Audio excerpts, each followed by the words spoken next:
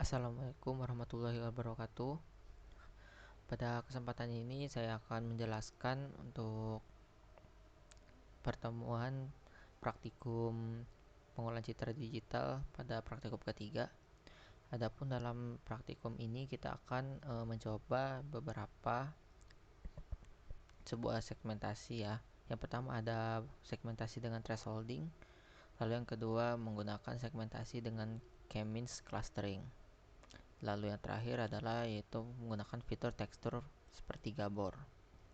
Oke, langsung saja kita coba. Yang pertama adalah segmentasi dengan thresholding. Perlu diketahui sendiri juga bahwa segmentasi dengan thresholding ini kita yaitu membagi atau mensegmentasi sebuah pixel dalam gambar kita itu menjadi dua, yaitu hitam dan putih.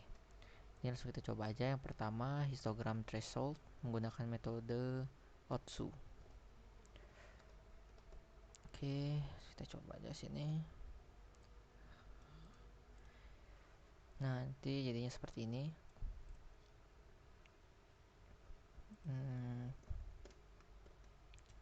Kita bandingkan dengan gambarnya yang up. Nah, ini gambar aslinya.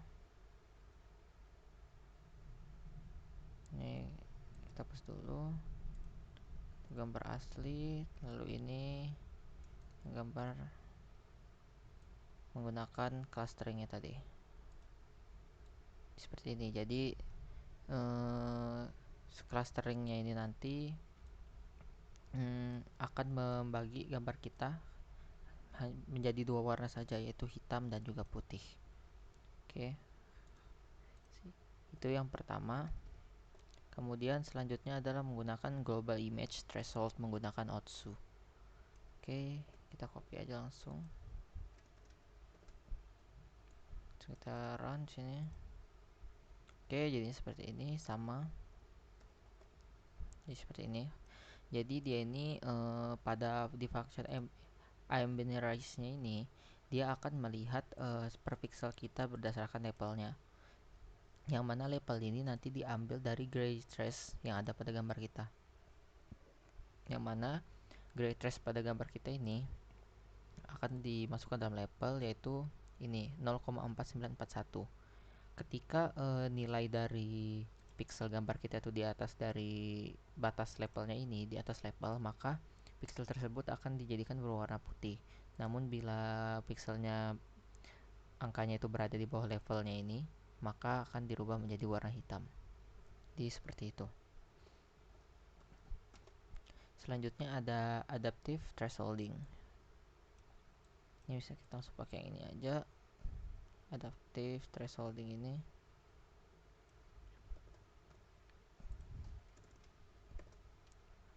Nanti jadinya seperti ini. Dia sama.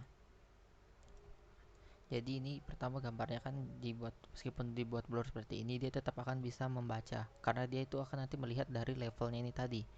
Yang mana apabila si pixel tadi levelnya di atas 0,4 ini, maka dia akan berwarna putih. Sementara jika dia berada di bawah level ini, dia akan berubah menjadi warna hitam. Jadi meskipun blur seperti tadi, tetap akan dapat didapatkan hasilnya. Seperti itu.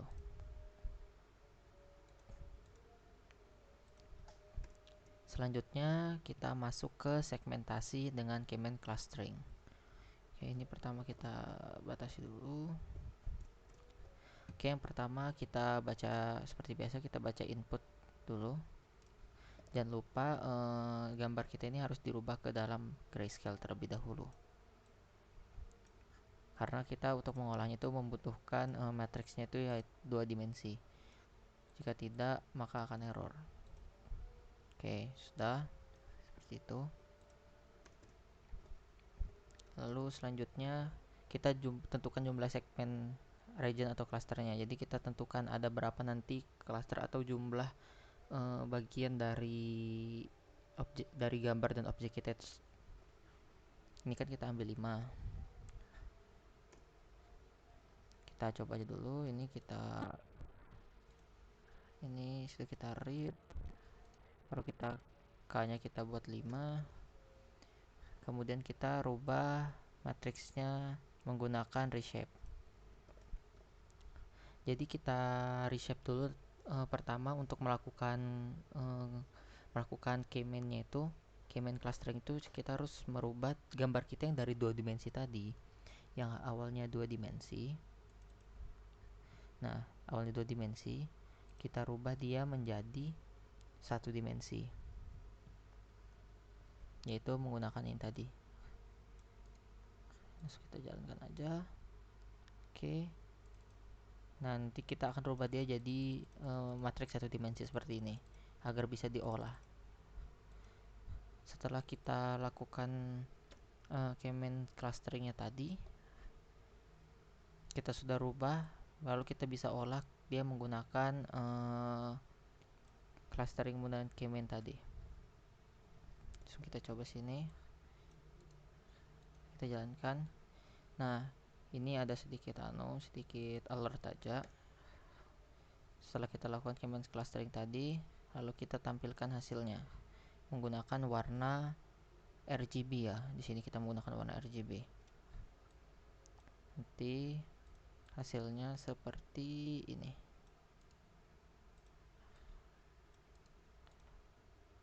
Nah, jadi nanti hasilnya seperti ini. Ini kan kita menggunakan kita pakai 5 ya untuk anunya clusteringnya. Ini misal kita pakai 3.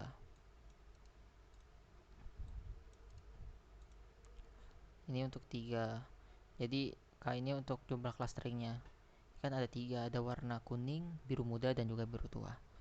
Kemudian di sini kan ada terdapat beberapa warna tuh.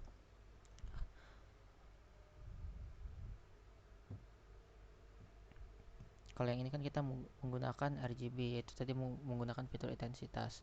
Ini ada juga namanya fitur warna seperti yang biasa kita ketahui, yaitu RGB, ada juga HSV, Scilab, YCBCR, dan juga NTSC.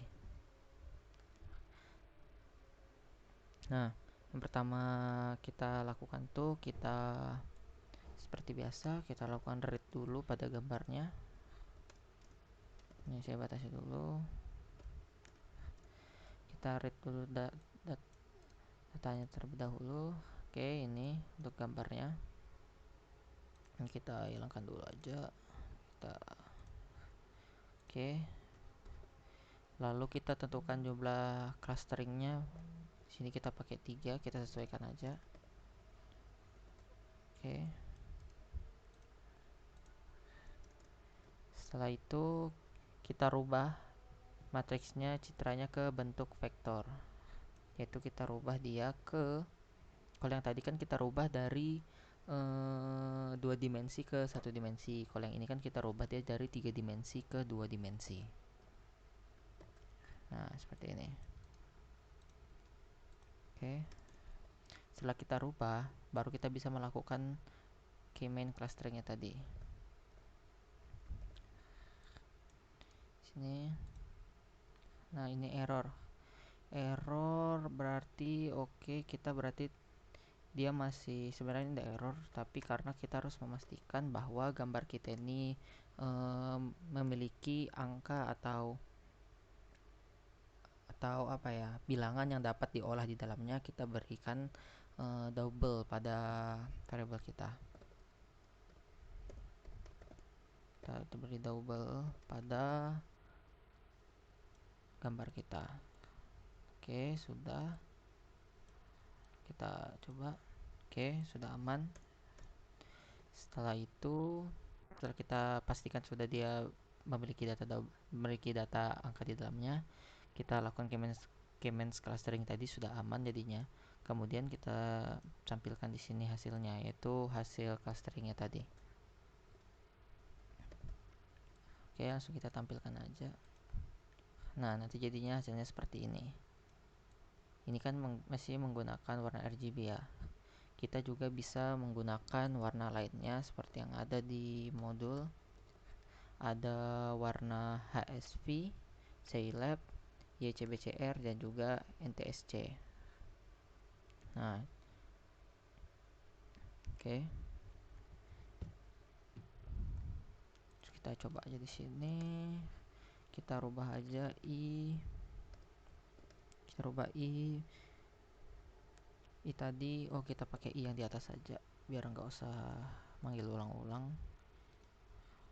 Oke, ini kita ambil, lalu kita rubah menjadi pertama ada CIA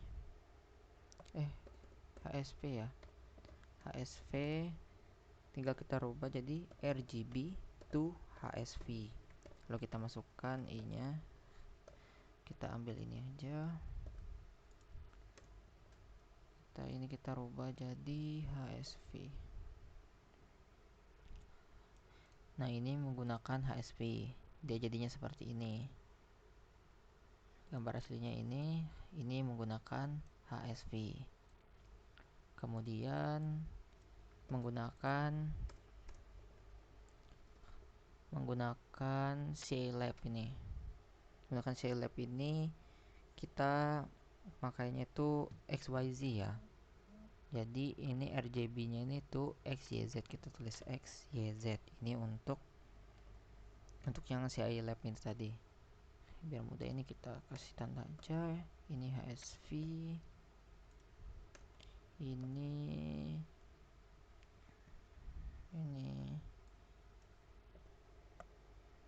CIE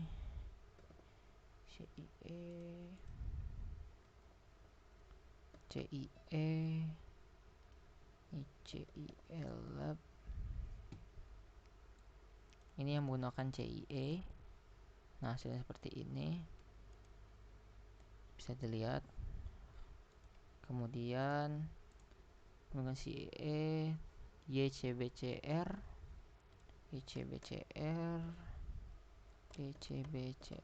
kita lihat YCBCR ini kita masukkan aja langsung YCBCR. Beda dari kalau CIE kan kita menggunakan XYZ ya, kalau ini kita langsung gunakan aja YCBCR.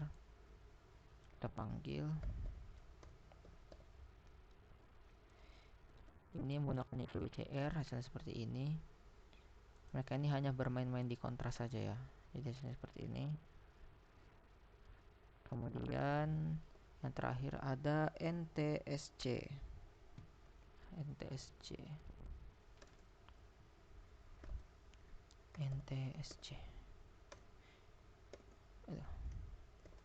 Aja di sini kita masukkan NTSC. Kita buatnya jadi RGB to NTSC seperti namanya. Kita rubah di sini juga NTSC, kita tampilkan. Oke, coba kita upload. Nah, jadi seperti ini. Ini untuk yang NTSC. Yang aslinya ini NTSC-nya. Jadi seperti itu untuk fitur warna. Kemudian yang terakhir nih ada namanya fitur tekstur seperti Gabor. Nah, jadi ini sudah disediakan langkah-langkahnya, langsung kita coba di sini ya. Yang pertama itu kita seperti biasa kita lakukan read pada datanya, dan juga pada gambarnya kita buat dia menjadi 2 dimensi atau grayscale. Ini langsung kita read aja. Oke, ini namanya bocil anjing. Oke. Terus setelah ini kita lakukan rancangan pada filter gabornya, yaitu dengan menyesuaikan frekuensi dan orientasinya. Yang mana orientasi sampel itu nanti diatur dengan rentan dari 0 sampai 150. Yang mana dari 0 sampai 150 itu setiap derajatnya itu akan memakai langkah sebesar 45 derajat. Dengan contoh yaitu panjang gelombang dalam peningkatan powernya of 2, yaitu mulai dari 4 per skirt SQR atau 4 per akar 2 ini ya maksudnya kali ya, 4 per akar 2 hingga panjang sisi miring dari gambar inputnya. Oke, langsung kita ambil aja ini. Oke, ini image. Oke, tunggu panjang gelombang, ada yang ini error nih pasti. Nah, ini sekitaran aja. Oke, aman. Lalu kita lakukan ekstrak fitur besarannya menggunakan Gabor. kita buat ini variabel Gabor dengan menggunakan function imGaborField. Lalu kita panggil si array dan juga variabel j nya tadi, yaitu berupa wavelength dan juga orientation dari gambar kita. Kita run. Selanjutnya kita lakukan penghalusan pada gambar kita seperti praktikum yang awal dulu, yaitu menggunakan Gaussian. Di sini kita langsung menggunakan function Gaussian filter. Ini error. Oh, tinggal tambah titik aja 3 kali kayak gitu. Oke, kita beri Gaussian filter untuk memperhalus. Oke, setelah itu kita membuat fitur Gabor untuk klasifikasi, yang mana nanti untuk memetakan pada gambar kita untuk lokasi X dan Y-nya, sehingga nanti mudah dalam melakukan pengelompokan antara pixel yang berdekatan satu sama lain. Kita coba. Ini kita run. Oke, sudah dapat featuresnya. Oke, dapat X-nya sudah dapat di sini. Oke, aman, sudah double. Setelah itu karena sudah double, sudah aman, berarti kita rubah dia ke bentuk vektor, yaitu seperti ini. Nah, num points-nya tadi mana? Nih, kita rubah dia jadi satu seperti ini. Oke, setelah itu, setelah kita turunkan dimensinya, kita lakukan proses normalisasi, yaitu dengan mengurangkan setiap nilai dalam fiturnya itu dengan nilai rata-ratanya tadi. Lalu hasil nilai rata-ratanya tadi itu dibagi dengan standar deviasinya. Copy aja. Ini X harusnya X. Oke. Setelah itu ini kita tampilkan. Oke, kita tampilkan hasilnya. Hasilnya nanti seperti ini. Nah, ini gambar aslinya si bocil anjing tadi. Jadi dia seperti ini. Jadi dia melakukan clustering ya, sama aja kayak yang sebelumnya, tapi ini objeknya dia akan memisahkan antara objek pada gambar kita dengan backgroundnya. Jadi seperti ini. Oke, mungkin segitu, hanya sampai sini yang bisa saya sampaikan. Kurang lebihnya mohon dimaafkan. Saya akhiri. Assalamualaikum warahmatullahi wabarakatuh.